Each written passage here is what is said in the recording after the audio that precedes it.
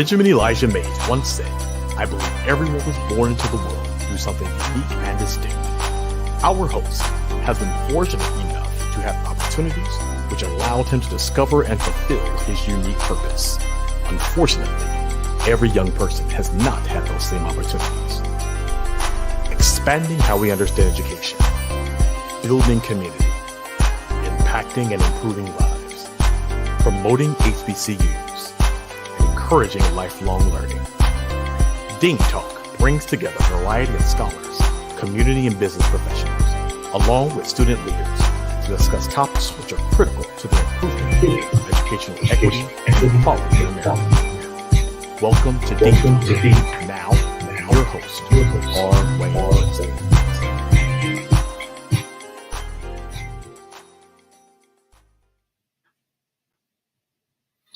Good afternoon, everybody. I have had a great day. This morning we talked to HBCU Queens. Wonderful conversation. And then I wish we recorded the post-show wrap-up, which was even more exciting. And I'm going to see how we can get some of them back on in the future and discuss some further details about some of the topics that came up. It is HBCU Royalty Day at Dean Talk. And so I'm excited. We have Kings coming up. They are going to share, hopefully inspire and motivate. And I hope that you will find some things interesting about that discussion. Few housekeeping details. First and foremost, make sure you follow me on all my social media. Everything is Dr. Woodson 2020. That's Twitter, Instagram, Facebook, and YouTube.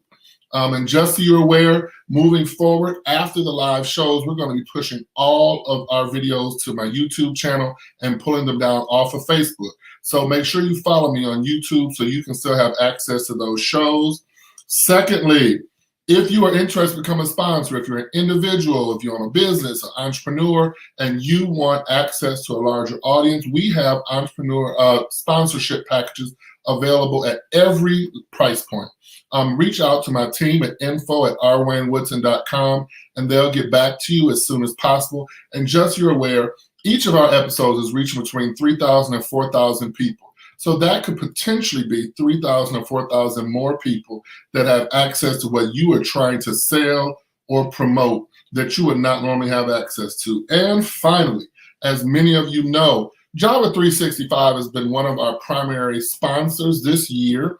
I am so excited that they have added a discount promo code. If you put in Woodson20, you will not only get a discount, but they are also going to be donating to the Woodson Foundation Scholarship Fund. So make sure that you support them. It is a Black-owned coffee company. The owner and company is founded here in Atlanta, Georgia. And so we really want to do our part to support our Black businesses. Now, all that's out the way. I won't get any emails or messages from my team saying I forgot to do something. I am excited about this conversation. HBCU Kings, we have them on. If you're interested and have questions, make sure you put them in that chat box, and we'll bring those up as we move onward with the show. So without further ado, I am going to bring up my guest. I would say panel, but my guest today for this interactive conversation. Hey, everyone. How are you all doing?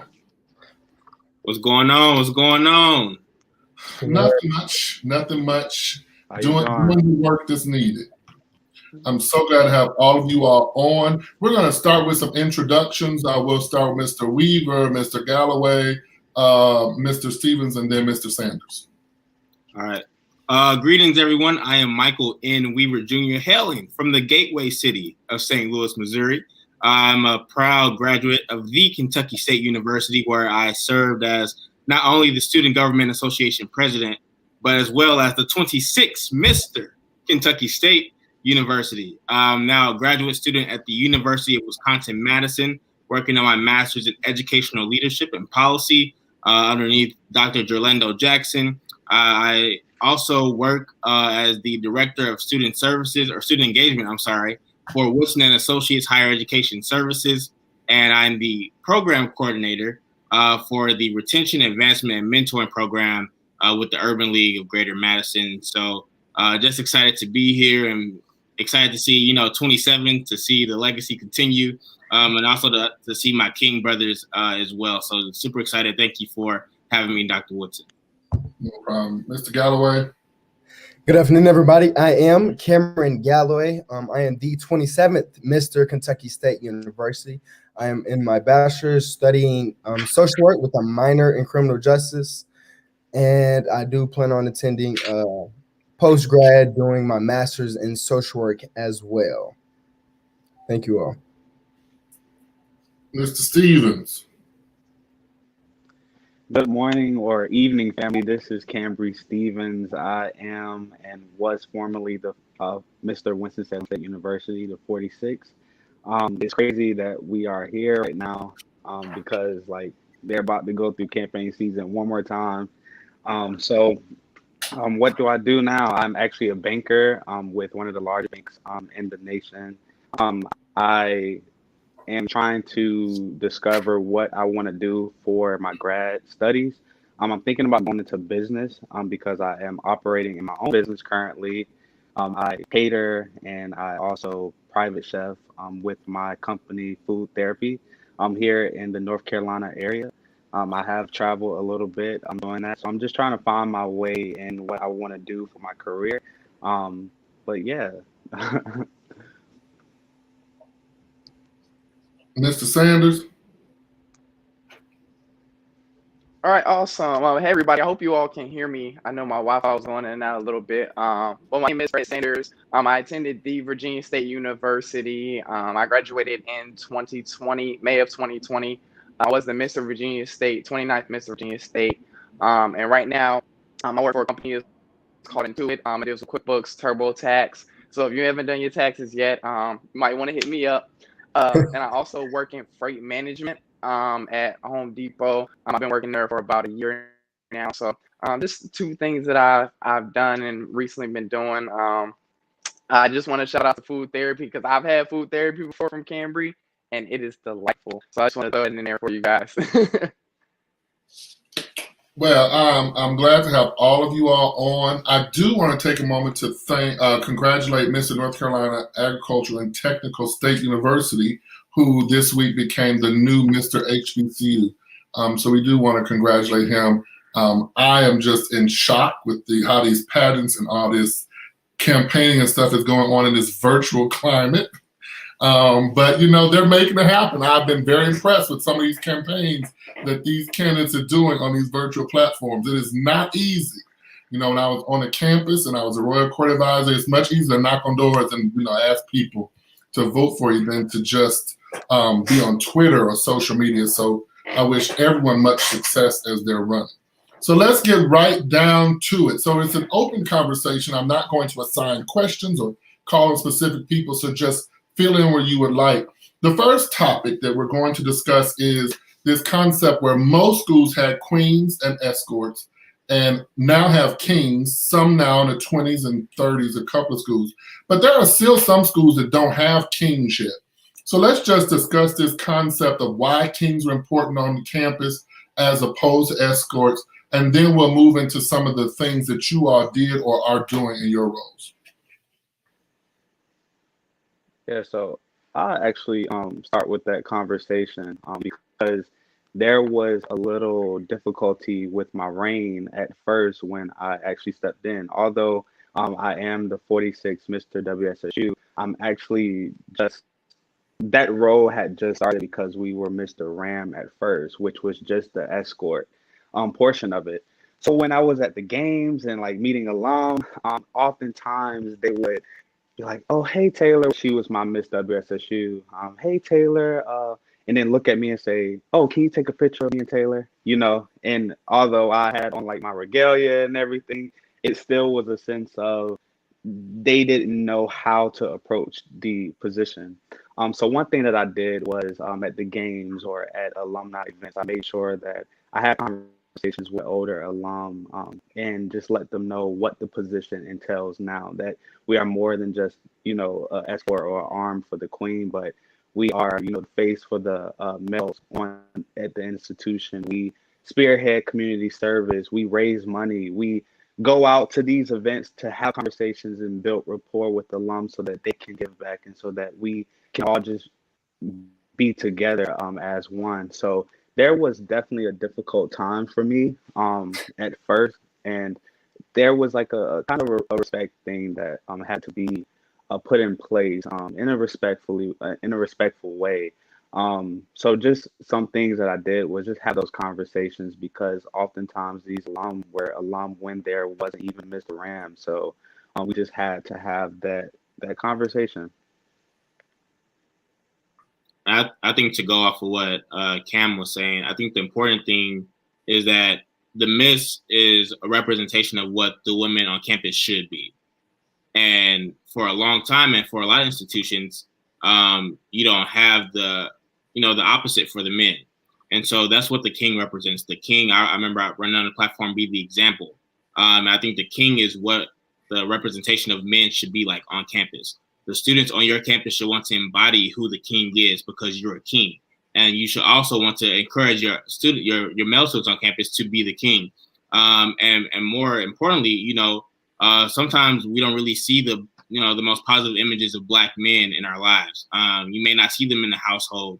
You may not see them on TV. And so being on campus, this role has a lot of importance because this is the first time for some that people are seeing outside of the SGA president, the university president or, university leadership. This is the first time that they're seeing a Black man that's their age, in a suit, walking with respect, not sagging, not cussing, whatever the case may be. And so that's why these roles are important. And so I appreciate Cam for, educating, older, alumni who may not understand, this is more than an escort. This is an important role for our students, especially in the times that we're living in now where people are going to jail and, getting killed for reasons that, are not good reasons. And so I think, with this role, you really exemplify and change the standard, change the statistic of what, it should be. And so I think that's why these roles are very important. And then I'll also to say, kind of piggyback, but in its own right is whenever you he mentioned Mike had mentioned something about some of these sometimes some of the men on campus have never seen or never even owned a suit, and even now that it's becoming a campaign season, I've been talking with a lot of people, and a lot of them this is their first time even trying to buy and own a suit. So just that, and it's right, they need to be able to see more men in a suit, and they need to see more positive influence on their campus because yes, it's a campus, but the campus is inside a community. And 9 times out of 10, those communities do not have a good representation on the Black men as well. So now we are not only representing the campus, but we're representing the community and bringing more positivity outlook on the men on campus to go out in the community and serve for the younger kings that are up and coming, just need a positive male role model just to even feel comfortable to overcome and get out of the certain situations that they're in, because even on campus there's a lot of men that are still kind of stuck in their ways, and it's just simply because they've never been introduced or never seen a Black male overcome those obstacles and be put on that same platform of such high hierarchy in those roles and in the community.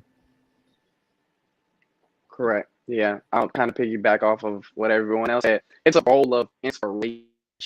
We are inspiring each other, and not just inspiring the people on campus. We're inspiring people from different schools. Cambry can inspire me to do something different. Michael can inspire me to do something different. And that's the good thing about the role. And that's the good thing about, being an HBCU King. It's more of an inspiration thing. And I just love the fact that we can get together and have these conversations, not even just having these conversations, but putting things into action. So that's pretty much a good thing about the role, and especially the people that you're surrounded by. And I just think, even though, I've been removing role for about 2 years now. I know Michael and Cambry is kind of coming up on like our 2 year, but people still to this day say like, "Hey, where'd you get your suit?" Or, "Hey, I have a question about XYZ. Can you help me with this?" So it continues even after the role is over, which is even a great thing. So. People label me as an agitator or, someone who likes to stir the pot. It makes money. gets me gigs and pays the bills, so I don't mind. I have nothing to lose. What do you say to the young men who say that the standard you all are presenting is this fake standard and infringes upon their individuality? You know, those are conversations we hear now. Anytime somebody sees, you know, somebody well-dressed or whatever, they go to this, well, I'm an individual and I don't think I should have to do that in order to succeed. So what are your thoughts? What are your comments? What are your issues related to that statement? I can start it off. So my rebuttal to that statement is just because we're dressed in suits and things of that nature and put in these different positions, that doesn't mean you stop being you. You incorporate yourself in those roles, but the moment you take those roles, it's a matter of you taking the accountability to show other young men just how to be more professional and how to present yourself in different places to get more opportunities. It's not at all more or less presenting a fake, because people on my campus will know I play 24/7. That's just who I am, laugh, joke. And I'm still going to play in those different roles. But it's just more or less, in my opinion, there's a time and place for certain things, and you're always going to look to grow. These positions are meant to grow yourself professionally and as a whole, as a man in the community, to uplift and serve others. So to me, in my opinion, it's not a matter of simply being fake. You're being real, but you're also growing yourself as a human being and as a man. And just to go off of that point of individuality, I was big on just being yourself. You know, although since my freshman year, I always wore suits and some, like what some would say, looked the part of a king or mister of a class or university. I always encourage the men on my campus to be yourself regardless. So coming into my freshman year, we had a king named Quante Perry, and he was just the most transparent and just unconventional king we've had. Like he would put on a suit with sneakers and still be able to work the room, you know. So that's what I gained my motivation off of. You know, I had my own style and everything. I encouraged other people on my campus because they weren't, and just to be real, like a lot of people weren't like, if you would say, well polished or had suits and things like that. So I will always tell them, hey, like if you want to run for a king position, do it. You know, but make sure that your character speaks for your actions, and make sure that you are able to connect with people and able to just be there for people when they need you. So to say, I like to play the devil's advocate sometimes about how the appearance may look for a king, but also to speak on everyone else's point, I believe that you must get into the room first and then, you know, be able to show who you really are. Like, and that's reality, especially working in corporate America. Like, I can't just go up in there and show them who like the real Camry is quite yet. But once I am in that space, I know how to work the room and show them who I really am. I'm in those spaces. So there are times where you have to put on a suit and you have to play that part. And then once you get in that door and once you are at that table, you're able to, you know, tell them exactly what you need or how to advocate for others. That's just like you. I think both Cam and both Cams, it's Cameron and Conrad. But I think they both had great points, and I think the biggest thing is opening people's eyes to things that they haven't seen before. And so a lot of these students are coming from communities where they've never seen someone in the suit. I think that someone in the suit may be Uncle Tom or a sellout or whatever the case may be, but challenging people's perceptions and then showing them that they can be something that they haven't seen yet. So opening their eyes to something that's completely different, right? And so, going to Cam's point about being your authentic self, I can be me. I've wore suits as well since my freshman year. You rarely see me in jeans. If I did have on jeans, I still had on a polo with it tucked in and some dress shoes. And so, that was just me, right? But I never discredited anyone for someone who didn't have that or that wasn't what they did. I think it's just about being you, right? You can still get this work on the court in these dress shoes, right? And I will come up, take off this tie, and I will give you this work, similar to what Fred's president at Virginia State has been going viral for over the past week. You know, he took off the suit jacket, busted him up real quick, and went on about his day, right? And so I can still do the same thing, right? Just because I have on a suit doesn't mean I'm not a real person. And so realizing that there is authenticity with the role that I am in, but understanding that I was this person before I got this title. Sorry, guys, it kicked me out. So now y'all get to work me. This giving the work headphones. I apologize. But like you said, like I can take off this suit and I'm still me. I don't think that this position changes you. I think it enhances you. It makes you a better person. At the same time, I'm still me. You know what I'm saying? I'm still the same kid that puts on this, and we can go to the court. We can go to the calf. We still gonna play Madden. Like it doesn't change the type of person that I am, but it does enhance me. It makes me into a better person. I speak a little bit different. I talk a little bit different. I'm still me though. I'm still that same Fred Sanders before the 29th Mr. Virginia State University. And that's the same thing with anything that you should do. You're still that Michael Weaver before Kappa Alpha Psi. It doesn't change the type of person that you are. It just makes you better. So I think that's a good point to keep in mind. I think that's with our kings and queens. You are who you are at your core. The position should enhance you and improve you in some way, but the process is not to change who you are at your core. Now, there's some people need some change at their core. So let me just throw that out there. There are some people need change at their cores, but that is not the purpose of the process. So thank you all for sharing. As we move to the next topic, what are your thoughts on, as male leaders formerly on your campus, now in your communities, or currently on your campus, when you see our young males shot down the street, not just by police, but even by gangs and other forms? So we're focusing on the police violence, but we are being killed in the street by a number of entities.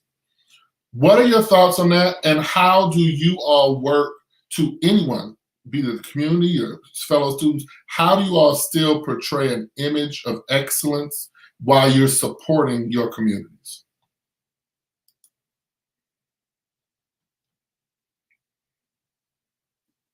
I can go first. I think the important thing is, one, understanding that this isn't just happening in our communities, right? This happens in the Asian community. This happens in the Latino community. This happens in a lot of communities. Our community is just the one that's publicized to make it seem like we're the issue. But moving forward, I think it's also important to understand to reach back and grab someone, right? Making that time to, mentor someone, I think it's a big brother or big sister, and doing programs like that.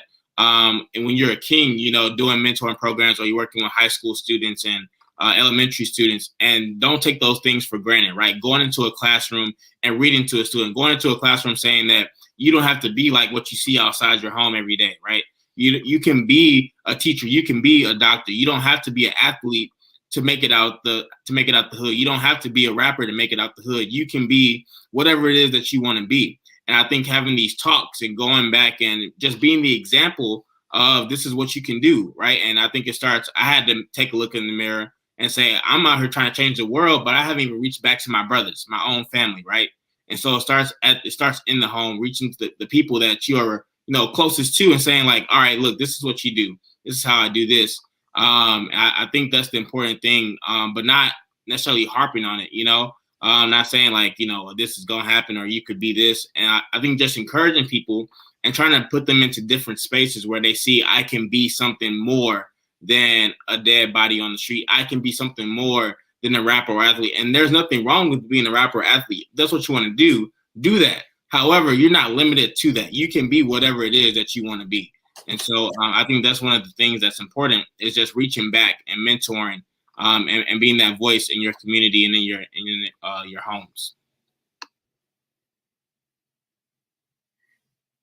And remember, it's an interactive discussion, so it doesn't have to be one person. If you have thoughts on what somebody's saying, feel free to just interject as we go along. Yeah, so I was going to add on that. I guess the reason why I'm so hesitant with answering this question because, like, to be real, I'm still trying to figure it out, and I think we all are. Um, because being in the role of king, we have the mentorship um, programs. We go out to schools and talk to these kids, or we work with community leaders and try to, reach back.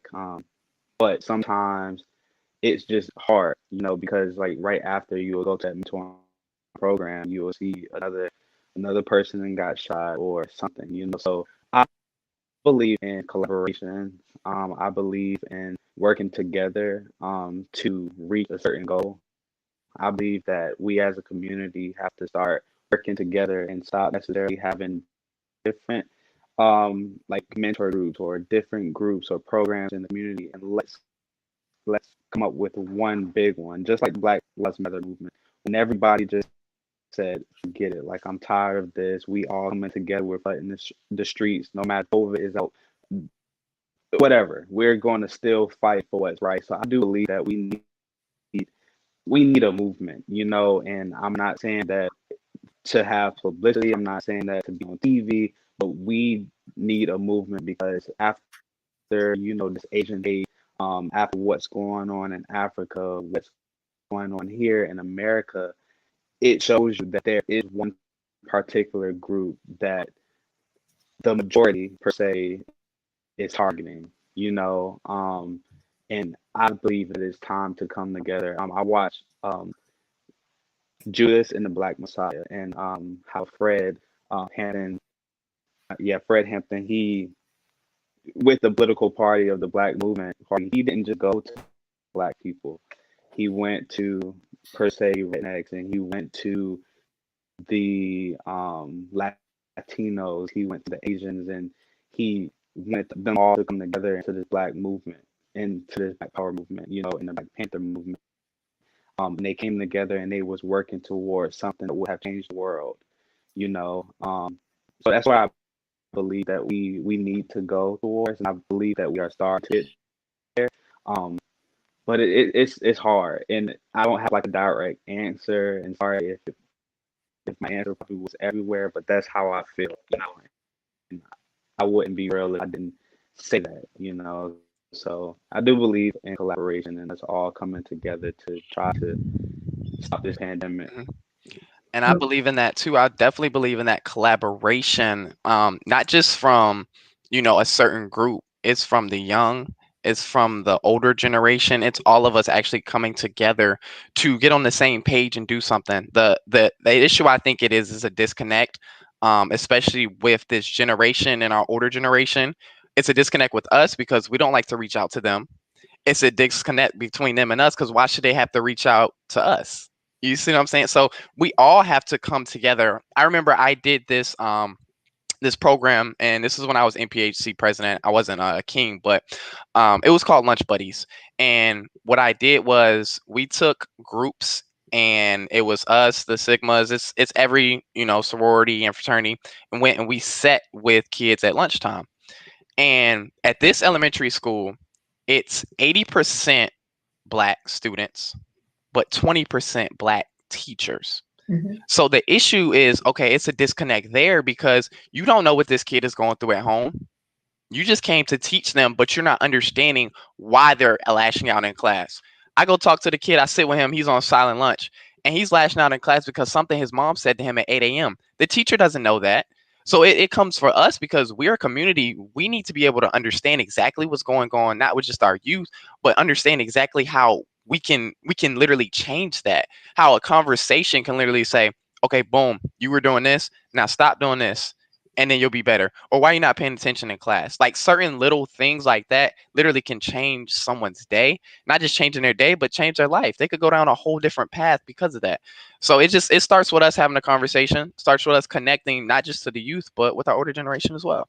And I think even along those lines, few of us even have Black male teachers until high school or college. I tell you all the time, I didn't have my first Black male teacher until I was in the 10th grade, and it was a Spanish teacher. And then in 12th grade, I had a physics teacher. But all my teachers before that had been female. So when I got to Morehouse and I'm in class with all these black males with terminal degrees and who are considered specialists, that was life-changing for me because I had never really experienced that kind of excellence from males. So I think what you all are also doing is showing our young people potential. You know, when I was a Royal Court advisor, they always hated the reading at the schools and stuff, but you would be surprised how many young lives are changed just by you all being there. And sometimes wearing your crowns and sashes, but we diminish that, but that's also important because a lot of those young boys and a lot of the young girls don't see themselves ever able to accomplish that. So what you all are doing goes well beyond your roles. Mr. Galloway, do you have anything to add? Yeah, and I want to kind of piggyback off of that and piggyback off of what Fred said. I feel like we have to start beginning to have those conversations with the older and the new, the older generation and the newer generation. Kind of understand, okay, what's going on and what's going on with them. And for those, like you said, Dr. Woodson, those who never think they can achieve something, we have to start telling our own stories to them to allow them to start to understand no matter what you're going through, you still can, even though you're put in such low situations, it's time to overcome that. Use your knowledge to overcome and put yourself in those higher situations to start changing the environment around you. So where, yes, we are having a lot of our communities getting shot up and things of that nature. So now it's time for the struggled youth and then the older experienced generation come together and go to these particular organizations or whatever it is that is causing so much problem and try and work out some type of collaboration to bring more cohesiveness to that environment, to where everybody, the moment we have an interaction with the said organization, it's not automatically bad terms. We have to get both generations and collab with all types of organizations to come together and try and prevent these things from happening. Because we ourselves can go out here and fight this, fight that.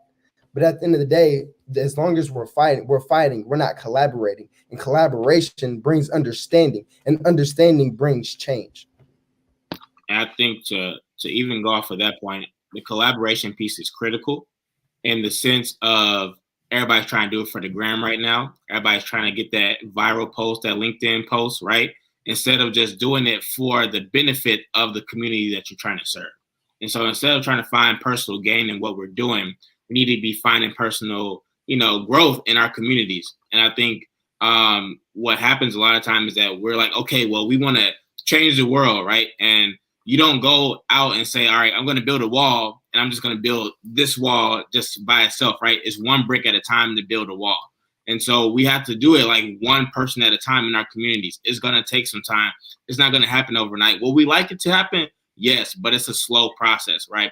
And so I think really just being patient and just, trying to change one life at a time. But it first starts with making sure that we know who we are and serving our purpose and not doing it to, go viral on social media to get 150 likes on Instagram, whatever the case may be, but doing it just because this is what I'm supposed to be doing in my purpose and in my walk in life. And you're right about that. And I wanted to say that, how you build one brick at a time, like progress, just because it's slow doesn't mean that it's not progress. It's still going and everything is still changing. I know we fight a little bit different kind of than people in the past have. We kind of fight more on like Instagram, or we fight kind of on Twitter. We don't go out and boycott, but I still think those are still necessaries. Those are still things that we need to do and things that we need to put in place. But I understand like our generation, we kind of move a little different. I just want us to move in a way where, yes, progress is happening, but we want it to really understand. We don't want to give up. And I think that happens to us sometimes. We get on a wave where we're so strong. Oh, Black Lives Matter. We're out and we're protesting, and then nothing changes in a week. So it's like, well, let's go back to the normal where we're at. Like, no, we got to keep pushing. We got to keep building, and we got to keep going. So just to go off your point, I definitely understand that. And whenever we do stop just because nothing happens, all we're doing is hurting the community. So in other words, we're still a part of the problem because we're giving up so early when nothing great ever comes instantly. It's going to come over time. And honestly, a lot of the times we're really not going to see or benefit from the change. It's going to be those who come years after us. So therefore, it's going to take years to build these different connections and better our communities. But if we don't even take a week 2 months to continue to pour into that and change it, then we would never see that years down the line. And we would still be talking about this conversation 3-5 years from now. And then it's because we ourselves are the problem. And everybody has a role. I think when you think about all the stuff that was happening this time last year, I remember people were getting mad at me because I wouldn't post on social media, or I wouldn't say anything out publicly, or I wasn't out marching and, doing all of that. But I could have a conversation with a legislator that can enforce or encourage them to do some different things with laws, right? And so I think understanding that everyone has a role, and just because we're not all fighting the same way doesn't mean we're not fighting the same fight. And so some people can have those conversations. Some people need to be out there marching. Some people need to be talking to their family members. And I think everyone plays a different role, which is why I appreciate Robert Horry. Robert Horry got a bunch of rings. Why? Because he's a great role player, right? And so if everyone plays their role instead of trying to, be the star, or, everybody can't be Kobe. You know what I mean? We need some Derek Fishers. We need some Lamar Odoms. You know what I mean? Everyone has a different role and a different purpose. And so understanding what's your role and what you can contribute to the cause, to the situation, is very important. I think a couple of you have brought up an important point, that is joining forces. There are a lot of programs across the country that are doing similar work. I think part of our challenge is always our people are movement driven, and we don't often develop what the plan of action is after the movement. So we have the civil rights movement in the 60s, and then for the next 50 years, we're just kind of waiting on Martin Luther King to return. Then we have the Black Lives Matter movement. We develop no plan for what we're going to do after we're not marching. It gets cold, and so we put down the marching because we're not going to be out in the weather. And now here we are repeating the same cycle. But we have a lot of programs across the country that are doing great work. I personally think if a lot of those programs came together and created some kind of national process or plan, we could move further, because right now we're in the same thing we did after the 60s. We're waiting on the next movement.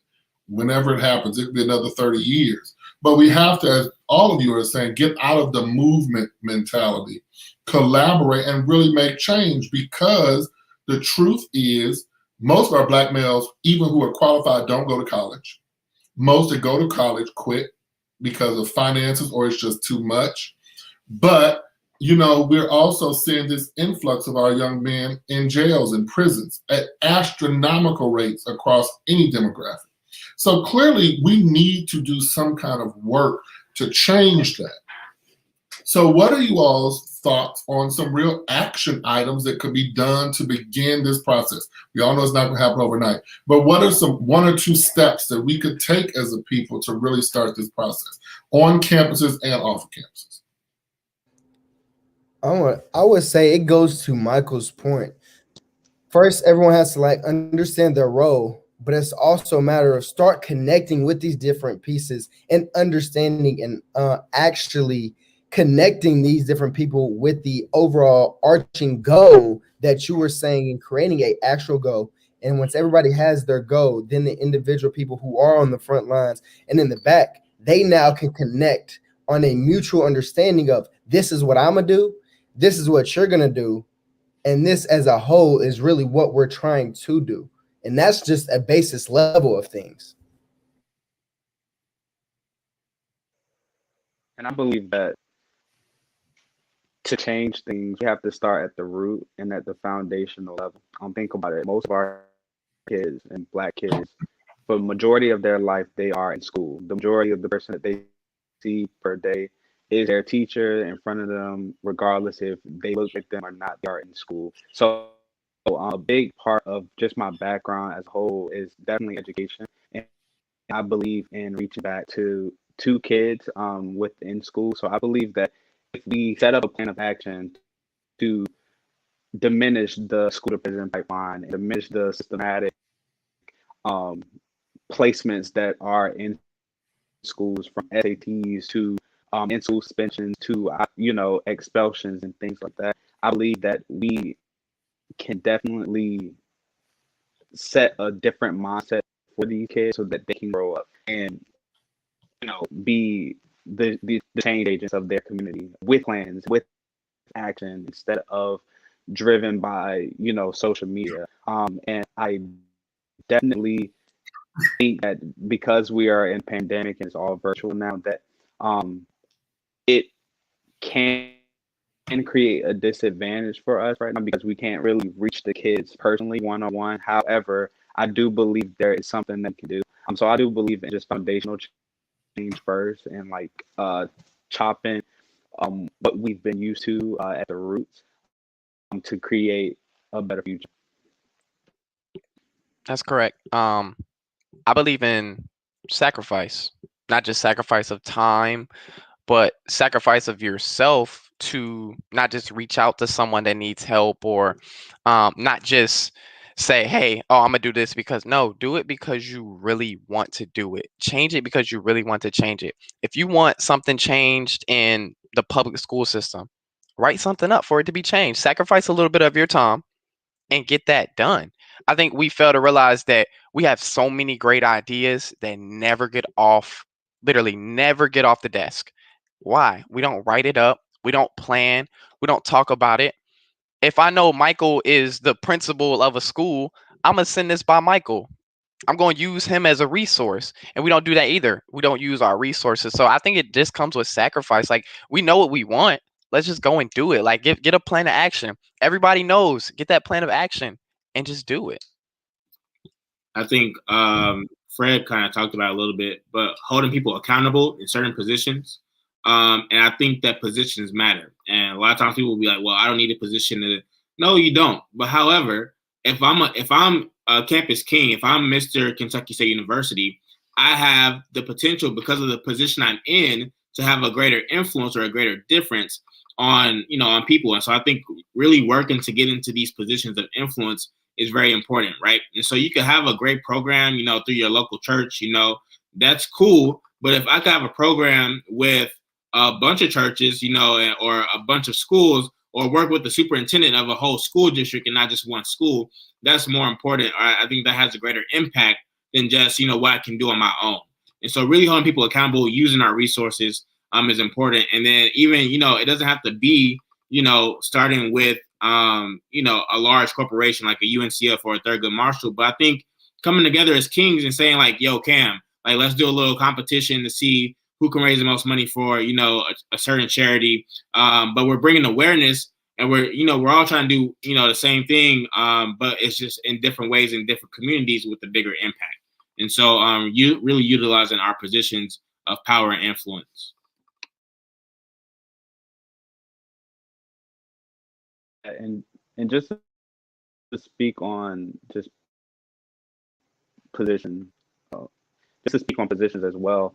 A lot of times individuals like to get in these higher positions and they look down upon the people that they're with. I believe when we start getting into these positions, we need to start leading beside the people that we're working with. Everyone is in a leader regardless of where you are, just like what we talked about before. Like, we all need that person. Everybody can't be the Toby, but if we start working together, like in those leadership positions and holding everyone accountable, having those conversations, then we can work towards a better goal. It's so much better to hear from 20 voices than just one, because a child or whatever you're talking to isn't just going to connect with that one leader, like with MLK, like, yes, everyone listened to him, but everyone didn't relate to him. That's why he had other people go out and speak. That's why he had people beside him on the front line, because each one of those persons had their own group of people that they could speak to, that can reach. So I do believe that we just that collaborative method and that leadership where it's not a hierarchy, but it's more of just a group of people working together. You're on mute, Dr. Woodson. I said earlier, my dogs were at work with me today, and every time I start talking, they start chewing their toys, so I've had to start muting the computer. I think that a couple of things important. One is that we don't support our own people. So I have been just very shocked, even starting this company, that even within our community, there are certain viewpoints that somebody else can do it better than us. And often we don't even give our own businesses a chance. I'm just very concerned, even currently, about the number of Black businesses that are closing because of COVID. But some of the same businesses that are run by other people we're going to. And I think the other thing is that we don't do a good job of telling our own story. We always, and I say this anytime I'm doing any kind of presentation to HBCUs, we let everybody else tell our story. Whether they're telling it accurately or not, we let other people do it. So I think that the things that you all are suggesting are great, and this theme that keeps coming back is this collaboration. I have been impressed with HBCU Kings for years because you all develop these networks and these friendships and these brotherhoods that surpass your institution, that surpass the year of your reigns. And everybody cannot say that same thing. I know if I need Kings, I can call on Michael Weaver and I'm gonna have Kings. But that is important because that's a network. So let's talk for a second on some challenges as Kings that you all have found in terms of people supporting your visions. Oh man, it's always a challenge for someone to support what you see. I know it was hard sometimes, even when I was king, for my advisor to support what I see, and it comes with you being transparent and saying what you want and what you need, leaning on people that will support you. And if you have a vision, you just have to, like I said, put that plan in action. I know we lean on each other a lot. Like I lean on Cambry, and I don't know if he'll tell you, but we're talking about, hey, we want to write books. Like I want to write a book. You want to write a book.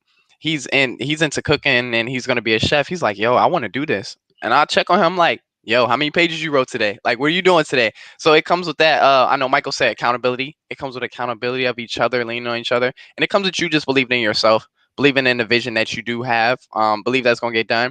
10 people can tell you no. The 11th person will tell you yes. So persistence as well. You just got to be persistent, believe in yourself, and continue to do what you have in your heart that you're going to do. So.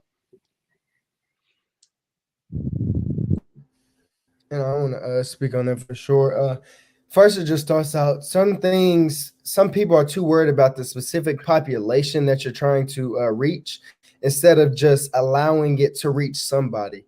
We're so worried about certain populations, this, then the third. Well, everybody's not going to be able to reach a certain population. But as long as somebody's reaching a population, that is how we create the change. And when you have that population now, people spread out. Now some of them can now reach out to specified populations. But if we can't reach and get support on whatever it is that we're trying to do, no change will ever happen.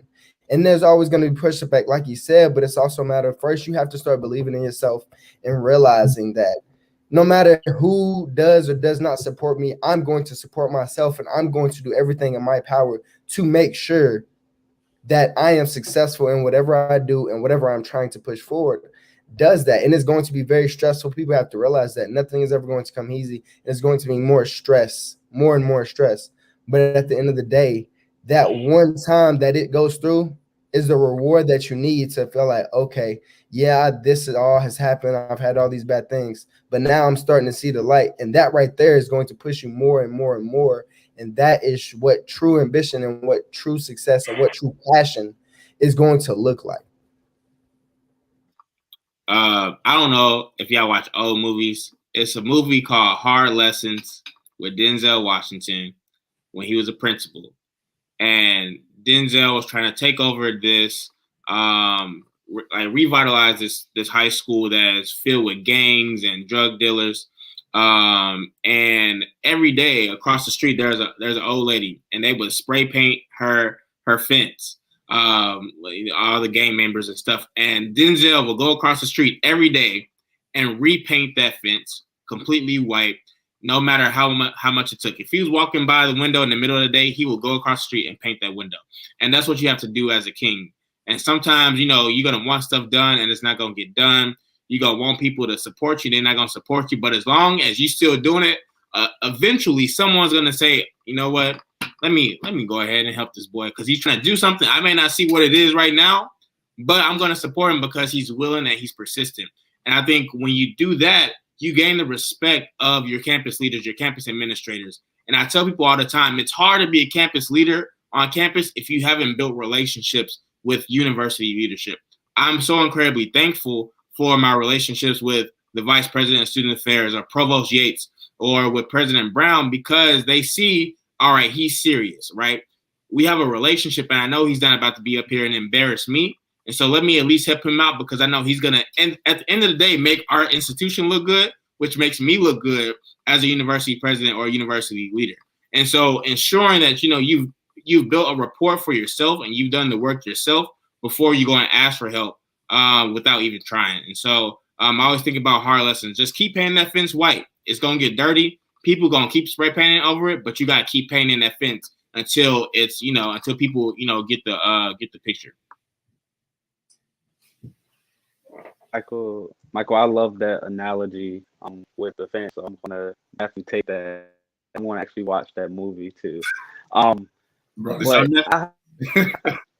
right, right. I'm gonna see. I always go past it, but there was time like in my leadership where like I was so one-dimensional that I believed I had to do a certain thing, that I had to do mentorship programs, that I had to go into the community and do just this one particular thing, and I forgot all about my creativity and everything else that I could tap into, right? So I believe that sometimes when you are so driven, you're so focused in your position that you forget who you are sometimes, and you oftentimes get the imposter syndrome, like people like to say, that when you start tapping into your other capabilities, that you even doubt yourself if you can even do it, right? So one thing that I have committed to myself is, regardless if whatever I love to do, I'm going to try to speak and to advocate for those or that community within what I like to do, right? So if it's looking, I want to talk about health disparities and food insecurities within communities. If I like drawing and creating things, I want to feed the creative arts group and the marginalized groups who are looked at to be different and things like that. So I believe that once we are in these leadership positions, that we must tap into our other creativity and what we love to do. Like with Michael, like he loves to dance. Like he's not just always in the office, and he's not always just a structured guy, but he can reach other people through the things that he loves to do. He's a great speaker. He's a motivational speaker. So he's going to motivate you along that path. So I believe that we must tap into our other creativity and creative realms that we do have and start reaching more. But yeah, like I oftentimes fell into dark spaces where it wasn't necessarily my advisor not believing in me, but it was me not believing in what I could do, and I oftentimes, like Brad say, those ideas stood and they are still on the desk. I'm going to pick back up and we're going to get the ball rolling, but we must tap into our other the other spaces that we control. And that's important, because I was literally thinking about that earlier. I was like, if I'm going to say something on this podcast, what am I going to say? But I think everyone has a different leadership style and everyone's good at different things, right? And so you think about the president of the United States, you have some presidents who are good domestic presidents. You have presidents who are good international presidents, right? And so you as a leader, I may be, you may be good at social justice. That's probably not my thing, but I can be good at being a university ambassador and getting our school's name out there. I can be good at, recreating the prestige around our campus title. I could be good at, community service, like whatever the case may be. You focus on what you're good at, because each leader brings something different to the table. And I think too many times people try to box themselves in, as Cam was saying, with being one-dimensional or just doing a certain thing. But I think, different times call for different things to be focused on. And so understanding what your campus needs, what your community needs, and then trying to just make sure you find yourself in the leadership and making sure that you're making a difference in the way that you can. As we move into a final segment, my final question is, why do you all think it is important for the Campus King and Queen to work together? Often they are seen so separate, and we will be honest, sometimes the relationship is not the best, but no one cares. You all still have work to do. So why is it important for both of those roles to work together?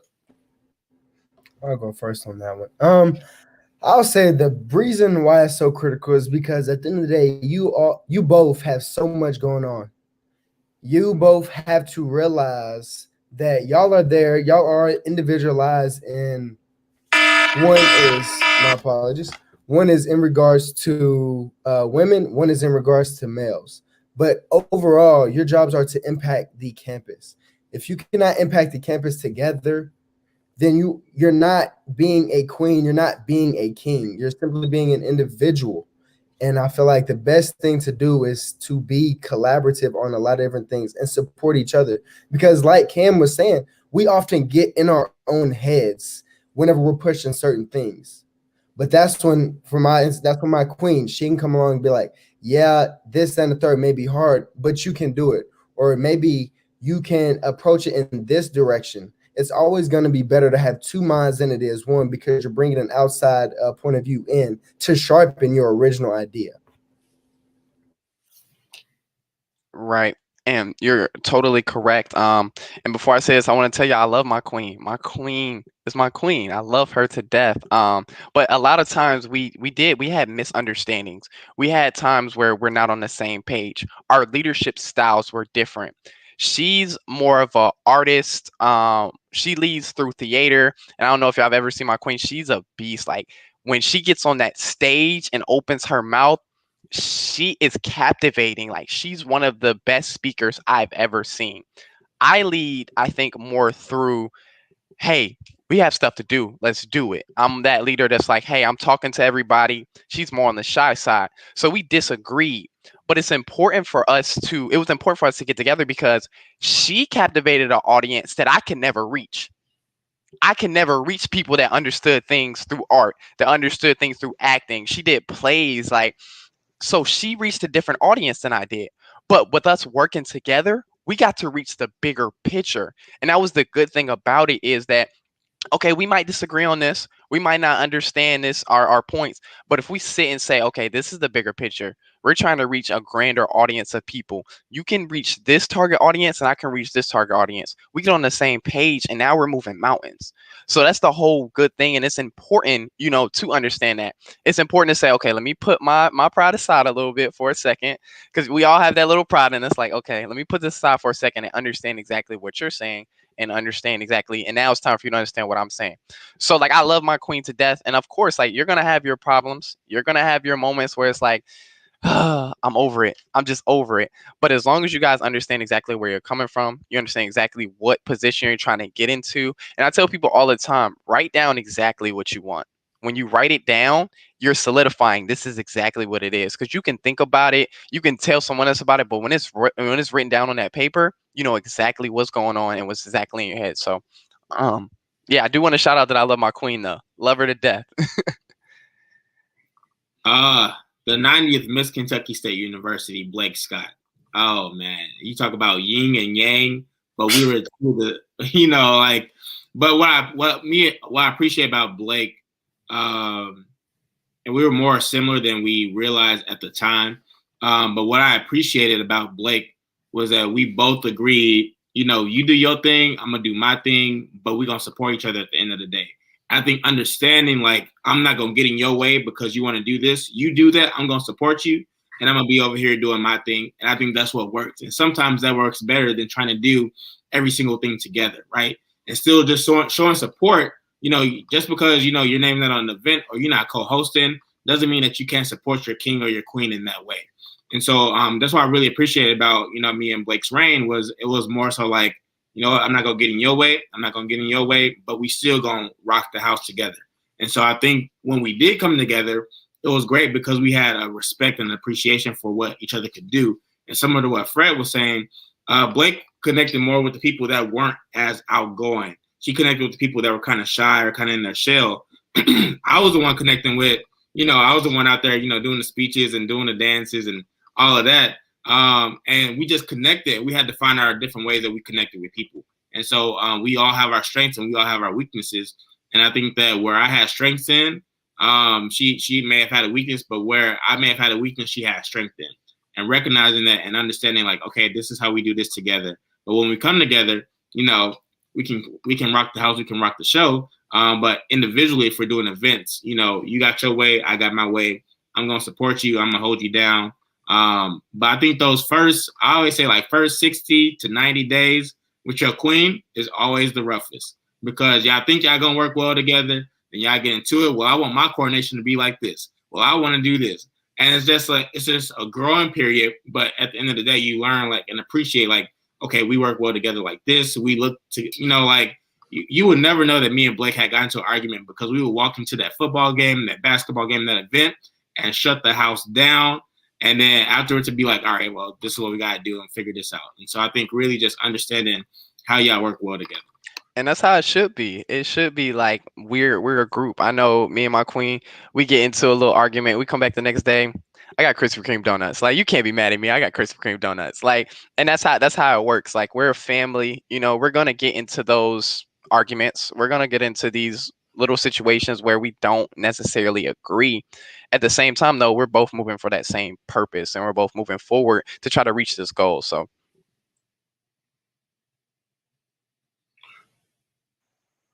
So, can y'all hear me? I'm sorry, my connection is really rough right now. Everything good? Yeah. Okay, good. Okay, sorry. So my queen and I, we started out before we were even Mr. and Miss together. Because she was running for Miss Black and Gold from university level all the way to international. And I was with her along the way with that. So I thought that we were going to work magnificent together, you know. But when we were deciding on what to run, we both was going to run for SGA president. But right there, that's when I should have noticed that we wanted the best for the institution and not necessarily us in the position. So we were like, okay, well, you're good at this and I'm good at this. So why not run for Mr. and Miss, and we could work the masses, you know? So we ended up running for Mr. and Miss. We got it. Uh-oh. Think we lost him. Well, that connection is really having a challenge today. I was having it too.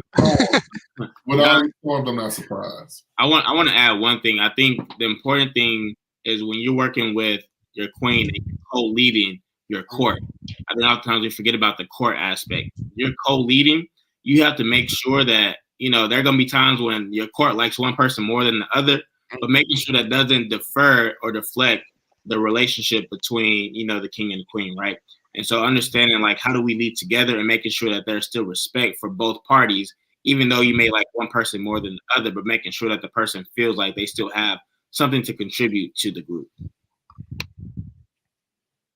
Cam, you back with us? I'm so sorry, you guys.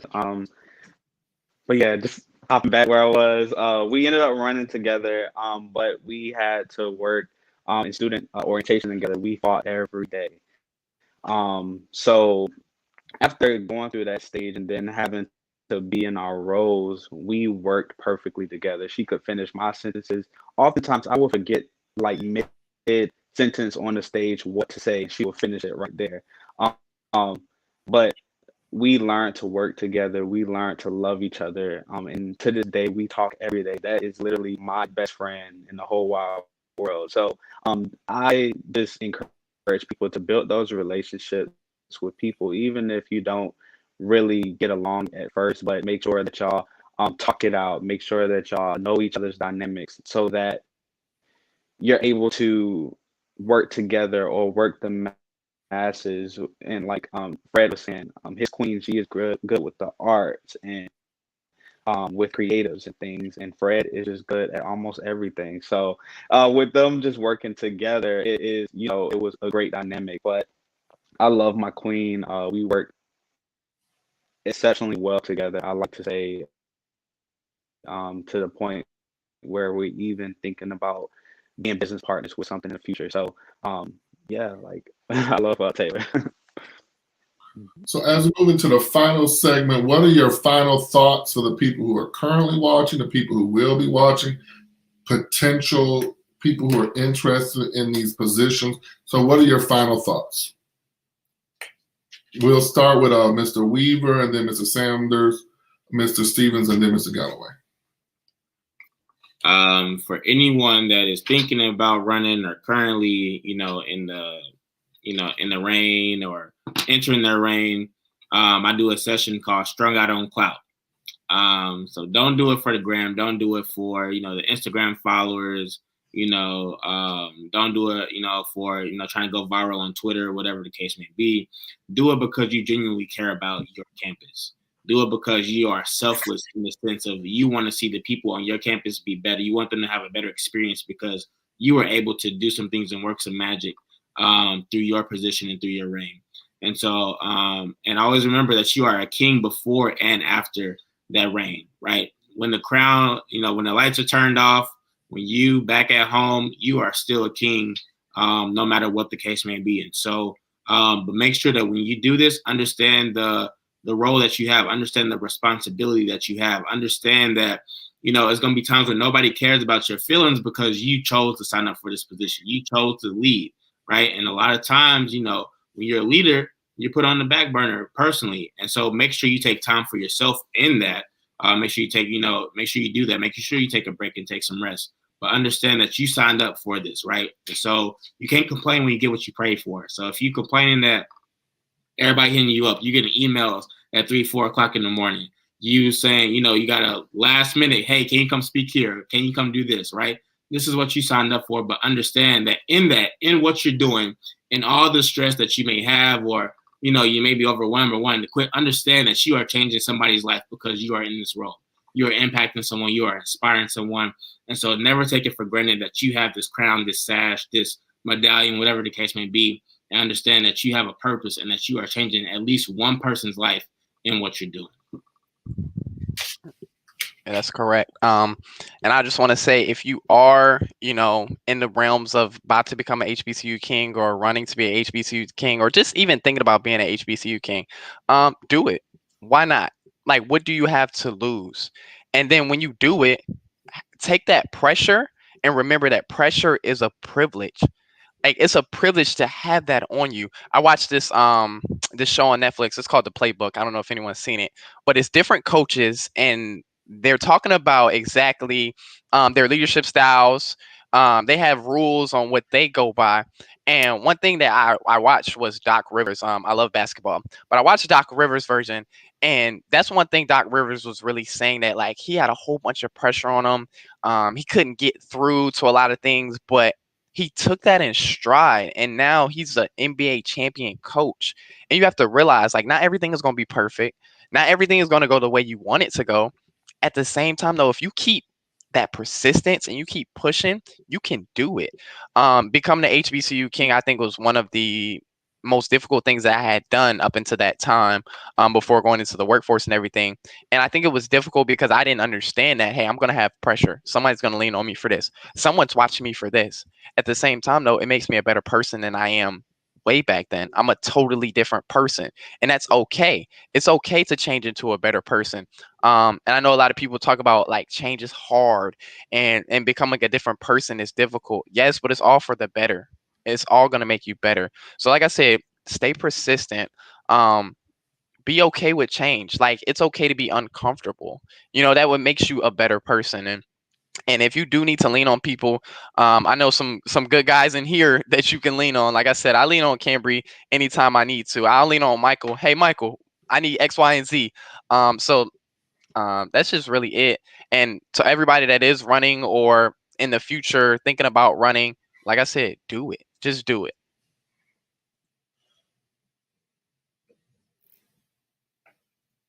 Who's next? Mr. Stevens, I think. All right. Yes, sir. One thing that I used to say when I was running for campaigns was, yeah, I will be your face. However, you are my body, and I can't move or lead without you. So one thing that I always tell people is that lead with the people and for the people. Make sure you are being your authentic self in those realms. Just like we were talking earlier, just about individuality. Make sure you are able to connect yourself with the position. Don't let the position make you. You are the position. You are whatever the position is at that time. And don't let nobody tell you otherwise. Another thing I would like to say is to always just, put God first within these positions, because it's hard, and I'm not trying to put positions or a religion onto people, but it's really, really hard when you are in the spotlight and you are dedicating time, sacrificing time and energy towards these positions. Sometimes we don't eat, sometimes we don't sleep because we're so worried about other people, but oftentimes we forget about ourselves. So always remember yourself. Remember that, yes, you are a student leader, meaning comes first between and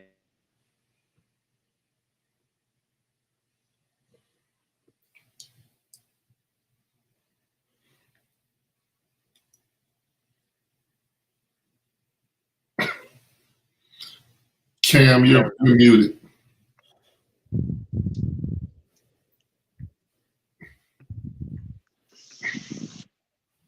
Make sure you are about the people, but make sure you do not forget about yourself. I'm sorry, y'all. I'm in Nashville. It's crazy right now. So thank you for this opportunity, for real. We understand. Look, technology is good when it works, and then when it doesn't, especially in a virtual environment, we don't have any choice. So Technology only doesn't work when you're doing something important, right? Oh, right. Only when you're doing something important, it doesn't want to work. Right. So, and then finally, you, Mr. Galloway. So, something that I would say is make sure you have a true passion and purpose when running. Because the moment you don't have a true passion and purpose, you will begin to stop doing the things that matter to impact those around you. This is a position of influence. It is simply influence. Whenever you are doing this, you are simply doing it to uplift those around you, share opportunities with those around you, and make sure those around you have the opportunities to overcome anything that is in their path that may be stopping you. But the moment you lose the passion behind it, you'll begin to pull back. You'll begin to not truly impact and lead the campus as a king, and show the campus and show the males in particular that no matter where you've been through in life, no matter what cards have been dealt, you're still a king. You're still there to overcome, and you're there in college to build connections and network. But you can't do that if you don't have a passion for change. And this position right here is simply a position of change, impacting those on that campus and impacting those in the community. Well, thank you, everybody, for participating today. I will be right back with you, gentlemen. Do not hang up. So I hope you all had a great experience today. This was an amazing, amazing conversation, and often not something that we get the opportunity to experience. I know we have many conversations with our campus queens, but it's always good to bring these males in that can provide a unique insight, especially as we are seeing the challenges to Black males across this country, as we continue to work to inspire the younger generations, and not just to go to college. You know, I'm a big education person, and college is what I do. However, I want our people to be successful across the board. And what these gentlemen are doing on these campuses, individually and collectively with their queens, is really making a difference and showing our people how we can move together collectively. So before I end this show, I do want to just again encourage you all to follow me on all my social media, Twitter, Instagram, Facebook, and YouTube at Dr. Woodson 2020. And we are still looking for sponsors. Email info@rwaynewoodson.com. If you're interested in sponsoring, we can certainly work out a plan that is unique to you. I hope you all enjoy the rest of your Saturday. And we are moving all of our live shows off of our Facebook pages and onto the YouTube channel, which is at Dr. Woodson 2020. So if you would like to have access to those moving forward, or you'd like to share them, please go to our YouTube. All of that transitioning is happening this weekend, and you'll be able to access all of those recordings as we move forward. Thank you all again. Have a great Saturday, and I hope everyone enjoys the weather and gets some rest.